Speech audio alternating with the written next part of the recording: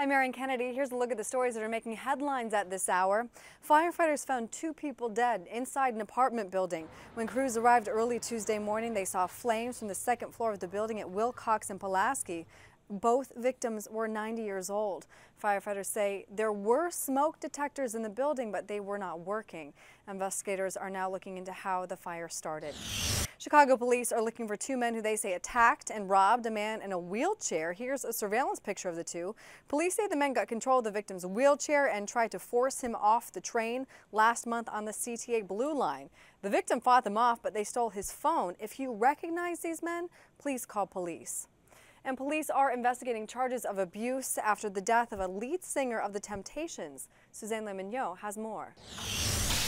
I'm Suzanne Lemonniot in the CBS 2 studios. Some news in the world of entertainment for you now.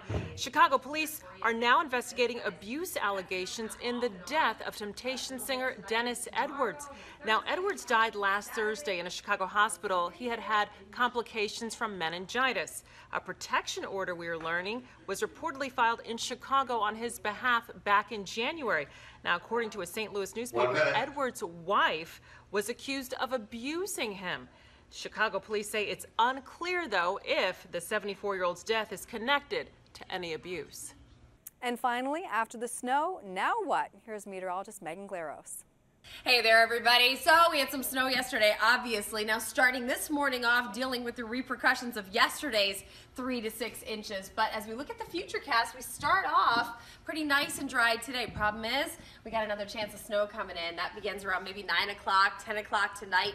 Probably 1 to 3 inches. We still have a little bit of that at 3 a.m. and then it eventually clears on off to the east. And so by 7 o'clock, the snow has stopped, but certainly could be a bit of an interesting early morning hour period tomorrow on your Wednesday, and it's still really cold out there. Part of the problem is we've got this jet stream that's digging down, so it's allowing all that cold air to settle in.